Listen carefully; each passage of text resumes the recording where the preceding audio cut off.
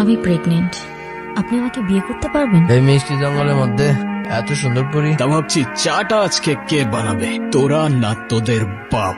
এই কি বললি? লিকারটা কেমন ছিল? করা ভাই, কি হয় আপনার? আমার ওয়াইফ।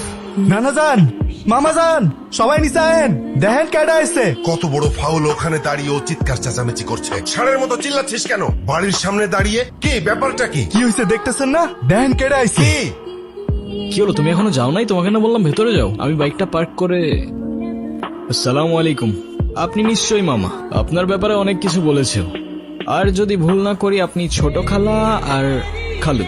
তবে আপনাদের সবার মধ্যে আমার ফেভারিট কিন্তু আপনি। আপনাকে কিন্তু আমি নানু বলে ডাকবো না, আমি আপনাকে ডাকবো নানু ভাই। আচ্ছা শুভ কোথায়? শুভকে দেখছি না। এই গুনগুন, ছেলেটা কে রে? ও আতিফ।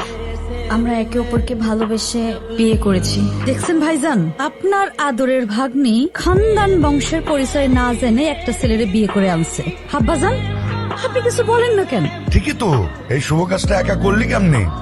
সাহস পেলি কিভাবে? এতে মনে হচ্ছে আপনি খুব খুশি। এত কুতুর মুতুর করে কেন কথা বলছেন?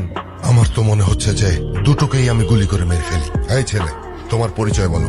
আমি আতিফ, আতিফ খান। নামের সাথে খান মিশালেই কি খানদান হয়ে যায় নাকি? কি কাজ করো তুমি? করি তো অনেক কিছুই, এখন কোনটা রেখে কোনটা বলবো? আচ্ছা ঠিক আছে, তুমি একটা বলো। এই তো আমি অনলাইনে। কি অনলাইনে কাজ করো তুমি?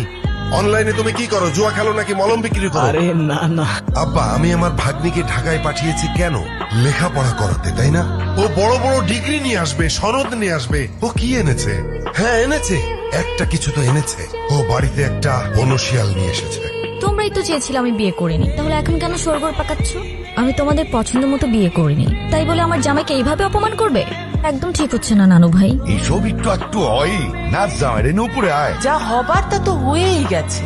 গুনগুন তার পছন্দ মতো বিয়ে করেছে, এতে রাগ করার কি আছে? তুমি রাগ করো, অভিমান করো, এতে ওদের কিছু আসবে যাবে না। তুমি কেন ব্যাপারটা বুঝতে পারছো না? এই ছেলে একজন ডিজিটাল জুয়ারি। ওদের কাজ হচ্ছে বড় লোক ঘরের মেয়েদেরকে খুঁজে বের করা, তারপর তাদেরকে টার্গেট করে। শুধুমাত্র টাকার লোভে এই ছেলে আমার ভাগ্নিকে বিয়ে করেছে। কোত্থেকে আসে তোমার মাথায় এসব বুদ্ধি? আমি তো বুঝতে পারি না। আমার ছেলেটাকে দেখে এত খারাপ কিছু মনে হয়নি। গুনগুন এই ছেলের সাথে ভালো থাকবে, তাতে তোমারও ভালো, সবারই ভালো। শুনছো, আজ কিন্তু আমাদের নাতনিটা নতুন জীবন শুরু করলো। তোমার কত ইচ্ছে ছিল এই দিনটা দেখা। অন্তত আমি ওর বিয়েটা দেখে যেতে পারলাম। নাচ জামাইটা দেখতে কিন্তু রাজপুত্রের মতো। আমাকে ভাই বানিয়ে ফেলেছে। আমি এখন একা নয়। কিছু বলবা? এই সব কিছুর মধ্যে আমি একটা জিনিস বুঝলাম না। তা কি বুঝতে পারো নাই তুমি? তুমি এইসবে রাজি কেন হলে? এত বড় রিস্ক যদি কেউ জানতে পারে তাহলে তো তোমারও তো একটা জীবন আছে। তোমার ভয় লাগলো না? আমার জীবন তো রিস্কের উপরেই চলে। সবার লাইফের পূর্ণতাতেই তো কারোর না কারোর একটা ইম্পর্টেন্ট ক্যারেক্টার থাকে। হতে পারে খোদার তরফ থেকে তোমার লাইফের সেই ইম্পর্টেন্ট ক্যারেক্টারটা আমি, হতেও তো পারে না।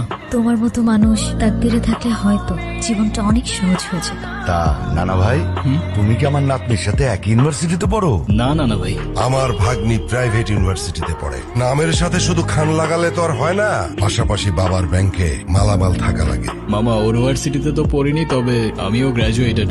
সফটওয়্যার ইঞ্জিনিয়ারিং শেষ করেছি। যদিও আমি বলবো না, তবে you guys can call me engineer. বেশ ভালো। আবা, বেশ ভালো বললে হয়ে যাবে? এই সব কিছু মিথ্যে কথা। ছোট লোক কখনো জাতে উঠতে পারে? শোনেন, ওই যে একটা কথা আছে না, নদীর পানি কিন্তু সাগরে গিয়ে মেশে, আর কুয়োর পানি সাগর তো দূরের কথা, নদীর ধারে কাছেও তো যেতে পারে না। মামা এটা কিন্তু আপনি ভুল বললেন। সাগরের পানি যতই হোক না কেন, শেষ পর্যন্ত তৃষ্ণা মেটাতে কিন্তু আপনাকে ওই ছোট্ট কুয়োর কাছেই আসতে হয়। কি এক জবাব দিয়া হয় মেরা ভাই। কি ব্যাপার বাবা, তুমি খাচ্ছ না কেন? খাও। আমাকে বল না দেওয়া পর্যন্ত আমি কিছু খাবো না। আবার বল, খাওয়ার সময় বল, চুপচাপ ভাত খা। তুমি নাকি ঠিক মতো পড়াশোনা করো না? আমার আর পড়াশোনা করতে ভালো লাগে না। পড়াশোনা করতে ভালো লাগে না তো কি করতে ভালো লাগে? ক্রিকেট খেলতে ভালো লাগে। তুমি যদি ভালো করে পড়াশোনা না করো, তুমি বড় হয়ে ক্রিকেট খেলবে কিভাবে? কেন? কারণ খেলার মাঠে তো ব্রেইন চাই। তাহলে এখন আমি কি করব? এখন থেকে প্রতিদিন ঠিক মতো পড়াশোনা করবে। পড়াশোনা মানে কিন্তু শুধু বই মুখস্থ করা না। পড়াশোনা মানে তোমার স্বপ্নের জন্য নিজেকে তৈরি করা। তুমি যদি আমাকে কথা দাও যে তুমি এখন থেকে ঠিক মতো পড়াশোনা করবে, তাহলে যাও। আমি যে কবে বড় হব? বড় তো সেদিনই হবে যেদিন নিজের কষ্ট চেপে অন্যকে সাহস আর সাথ দিতে শিখবে। ওর সাথে একটু গল্প গুজব কর না। আমি যখন জামাই ছিলাম তখন আমাকে তো নানির পরিবার মাথায় করে রাখতো। তার তো কারণ ছিল আব্বা, সেটা আপনি খুব ভালো করে জানেন। আপনি তো ওর মতো কোনো সাধারণ পরিবার থেকে আসেননি। আমাদের বংশের মান মর্যাদা, ধন সম্পদ, নাম ডাক এসবের একটা ব্যাপার ছিল। আমার না আপনার জন্য খুব আফসোস হচ্ছে মামা। আমি যতদূর বুঝতে পারলাম আপনার কাছে খানদান, প্রপার্টিজ, নাম ডাক এসব কিছু ইম্পর্টেন্ট। আমার ভাগ্নিকে তো বিয়ে করেছো, তা বউকে কি খাওয়াবে? সকাল বেলায় এক বাটি প্রেম আর রাতের বেলায় এক বাটি ভালোবাসা। আরে মামা, আমারই তো বউ, কতটুকুই বা খাবে বলেন? আর তারপরেও যদি কম পড়ে যায়, একজনেরটা না হয় দুজনে ভাগাভাগি করে নেব। যে সমস্ত মানুষের পকেটে টাকা থাকে না, তারা সব সময় এই সমস্ত ফালতু কথা বলে। আপনি যেমন আপনার ভাগ্নিকে একটা লাক্সারিয়াস লাইফস্টাইল দিয়েছেন, সেটা একটা কৃষক কিন্তু তার সন্তানদের দিতে পারে না। তার মানে কি সে তার সন্তানদের ভালোবাসে না? আমি জানি আমার কথাগুলো আপনার মানতে একটু কষ্ট হবে, তবে বিশ্বাস করুন, কৃতজ্ঞতা আর সম্পর্কের মূল্যতেই থাকে ভালোবাসার পারফেকশন। তোমার পরিবারে কে কে আছে? একটা অ্যাক্সিডেন্টে সবাই চলে যায়, তারপর আমাকে রেখে আসা হয় এতিমখানাতে। সেখান থেকে অবশ্য একজন ভদ্রলোক আমাকে নিয়ে গিয়েছিলেন, বেশ ভালোই বাসতেন আমাকে। তার কিছুদিন পর সেও চলে গেলেন, তবে সাথে থেকে গেল তার রেখে যাওয়া ভ্যালিউজ আর এডুকেশন। আর আমার নিজের একটা রেস্টুরেন্টও আছে। আমি বিশ্বাস করি যে জীবনে টাকা দিয়ে সুখ কেনা যায় না, যদি না সেই সুখ তাকদিরে লেখা থাকে। এটা আমার সবচেয়ে প্রিয় জায়গা। ছোটবেলায় এখানে বসেই আকাশে ঘুড়ি খুঁজতাম, আর যখনই মা বাবার কথা মনে পড়তো একা একা বসেই কাঁদতাম। প্রথমবারের মতো যখন তোমার বাড়িতে ঢুকলাম না, সবাইকে দেখে কেমন যেন অদ্ভুত লাগছিল। অদ্ভুত কেন? কারণ আমি কখনো কল্পনাও করিনি যে একটা বাড়ির ভেতরে ঢুকলে এমন নতুন একটা দুনিয়া খুলে যেতে পারে। তোমার মামা যতই রাগ দেখাক, আমার কেন যেন মনে হয় তোমাকে অনেক ভালোবাসেন উনি। নানু ভাই যখন চোখে চোখ রেখে ভাই বলে ডাকেন, তখন মনে হয় আমি আর একা নেই। আমি তো শুধু অভিনয়ের নামে এসেছিলাম, এখন অভিনয় করতে করতে যে আমি তোমার পরিবারের মায়ায় পড়ে যাব, সেটা আমি বুঝতে পারিনি। একটা ভয় আগুনের মতো করে আমার বুকের মধ্যে চেপে বসে আছে। এই আতিফ ছেলেটাকে আমি যত দেখছি, ততই যেন মনে হচ্ছে ওর চোখে মুখে অনেক কথা আছে, কিন্তু কথাগুলো মুখ দিয়ে বলছে না। ভালো মানুষ চোখেই কথা বলে, মুখে বলে না। আতিফ যদি ভালোও হয়, তবু তো ভয়টা আমার রয়ে গেছে। আমার বোনকে আমি আমার চোখের সামনে নিঃশেষ হয়ে যেতে দেখেছি। গুনগুন যদি সেই একই ভুল করে, এই আতিফ ছেলেটা যদি গুনগুনের বাবার মতো গুনগুনকে ছেড়ে চলে যায়, গুনগুন হয়তো একসময় মেনে নেবে, আমি মানতে পারবো না। আমাদের তো কোনো সন্তান নেই, ওই আমাদের সন্তান। তুমি যদি ভয় থেকে ওকে দূরে সরিয়ে দাও, তাহলে সেই পুরনো ঘটনার আবার পুনরাবৃত্তি হবে। যদি ওকে কাছে টেনে নাও, তাহলে তো এমনও হতে পারে পুরনো ঘটনার আর পুনরাবৃত্তি হবে না। তোমার কথা শুনে এখন মনে হচ্ছে যে ভয়কে জয় করার সময় বোধহয় চলে এসেছে। এই কে আপনি? আমি রাফিজ, গুনগুনের বয়ফ্রেন্ড। ছেলেটা কি বলছে এ সমস্ত? ও ঠিকই বলেছে, আমি গুনগুনের কিছুই না। আমাদের বিয়ে হয়নি, আর এতদিন যা ছিল তার পুরোটাই ড্রামা। গুনগুন রাফিজকে ভালোবাসে। যখন আপনারা গুনগুনের জন্য বিয়ে ঠিক করতে ব্যস্ত ছিলেন, ও কার সঙ্গে ভবিষ্যৎ করবে তা খুঁজতে ব্যস্ত ছিলেন, তখনও লড়ছিল একা। তবুও আপনাকে কিছু বলার সাহস করতে পারেনি, কারণ ও জানে আপনি ভালোবাসায় বিশ্বাস করেন না।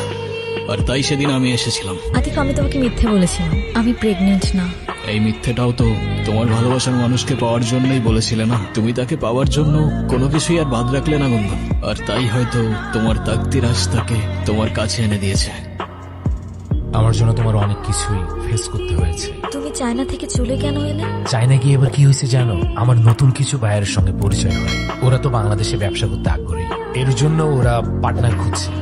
ওদের সঙ্গে যদি আমি ইনভেস্ট করতে পারি, তাহলে আমার ফিউচারের জন্য খুবই উপকার হবে আর কি। তোমার মামার তো অনেক সম্পত্তি, মানে টাকা পয়সা আছে আর কি। তোমার মামা কি তার ভাগ্নিকে খালি হাতে বিয়ে দিবে? তুমি ফিরেছো ঠিকই, কিন্তু ফিরেছো নিজের জন্য, ভালোবাসার নামে নিজের স্বার্থ নিয়ে। কি বলতেছো তুমি এসব? আর এসব কিচ্ছু না। তোমার মুখ থেকে আর একটা শব্দ না। আজ আমার নিজের উপর রাগ হচ্ছে। আমি তোমাকে ভালোবেসেছিলাম। তুমি জানো আমি তোমার জন্য কি কি করেছি? তোমার জন্য আমি আমার ইচ্ছের বিরুদ্ধে গিয়ে আমার ফ্যামিলির সাথে মিথ্যে নাটক করেছি। আর আতিফ, তার তো আমার কাছে কোনো চাওয়া পাওয়া ছিল না, তবু আমার জন্য, আমার সম্মানের জন্য সে এই বাড়িতে এসেছে। যে মানুষটা আমার জন্য এত কিছু স্যাক্রিফাইস করলো, তাকেই আমি মিথ্যা বলেছি, আর সেটাও শুধুমাত্র তোমার জন্য।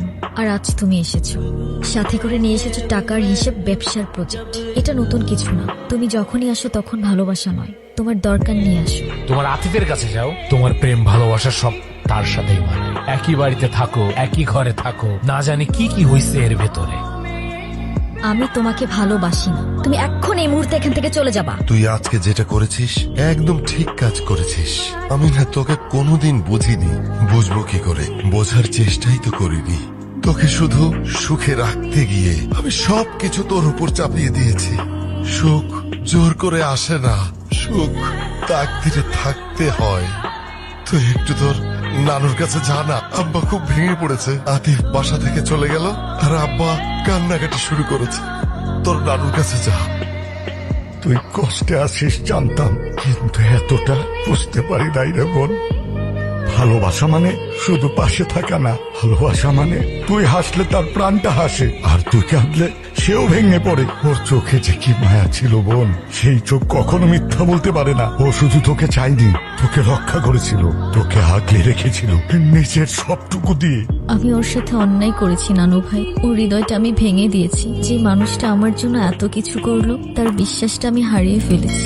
ভালোবাসা হারায় না রে বোন, জায়গা বুঝে লুকিয়ে পড়ে। তাকদিরে লেখা থাকলে ওরে ঠিকই পাবে। যা কিছু সত্য তা ফিরে আসে, সময় নেই। তুমি এখানে? আজকে তো আমাকে কারো চোখেই পড়ছে না, অথচ এই মানুষটাই আমাকে দেখেছিল। তার ক্যামেরার লেন্সে নয়, তার হৃদয়ের গভীরে থাকা লেন্সে। সে দেখেছিল এমন ভাবে যেভাবে দেখা যায় দুপুরের মায়া ভরা রোদ, যেভাবে অনুভব করা যায় না বলা ভালোবাসা। আমি ছিলাম হয়তো তার ফ্রেমের বাইরের কেউ, তবু সে আমায় রেখেছিল তার গল্পে। দেখেছিল এমন ভাবে যেভাবে দেখে শুধু সেই, যার চোখে ভালোবাসা জন্ম নেয় নিঃশব্দে নিঃস্বার্থে। এই তুমি এই কথাগুলো কিভাবে জানলা? এখন আর এসব জেনেও কি? সে তো তার তাকদিরে লেখা মানুষকে পেয়েই গেছে। আমি তো শুধু একটা ছায়া ছিলাম, আলো তো ছিল অন্য কারোর জন্য। চায়না জিনিস, তাই ভেঙে যাওয়ার আগেই ছুঁড়ে ফেলে দিয়েছি। আমি আমার ক্যামেরায় অনেক কিছু দেখি জানো, আলো, ছায়া, রং, মানুষের মুখ, মুহূর্ত ধরে রাখি ফ্রেমে।